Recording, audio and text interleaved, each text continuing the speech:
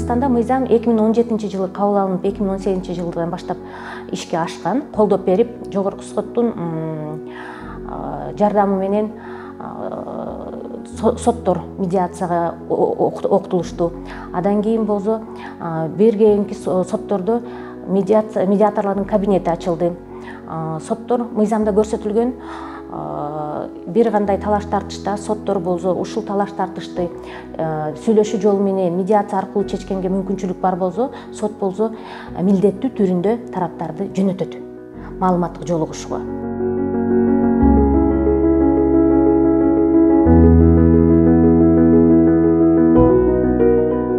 Медиацияга кайрылгандар 5000ден ашык биздин жарандар болду. Ошолордун тең жарымы ушул талаш тартышты сүйлөшүү жолу менен чечип бүтүрүштү.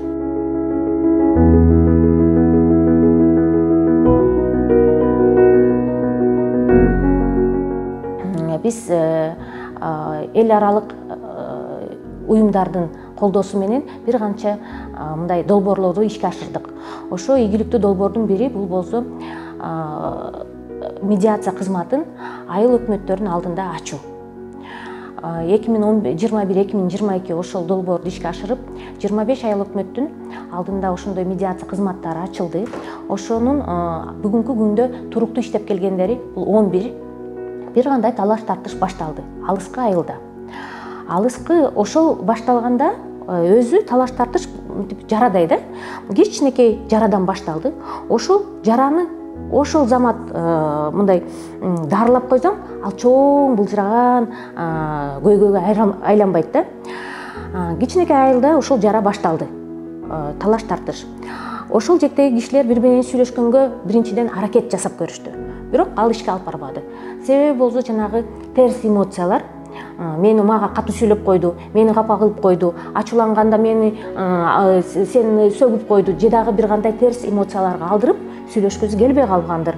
Ошол учурда бул жарандар кайсы жакка барышат? Сөз түрүндө биз ушинтип изилдесек, алар айыл башчыга кайрылышат. Айыл башчы чечип бере албаса, анда айыл өкмөткө барат. Айыл өкмөттө чечилбесе, ошодон кийин анан сотко кайрылышат.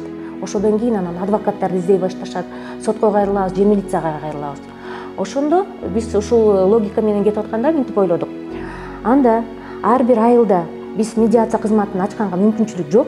Бирок айыл өкмөттүн алдында ачсак, ошол жарандар айыл өкмөткө келгенде медиатор көйгөйлөрүн угуп, ошол жакка өзүнүн убактысын бөлүп, кунт коюп угуп, чечкенге аракет жасаса, көп иштер биринчиден сотко жетпейт.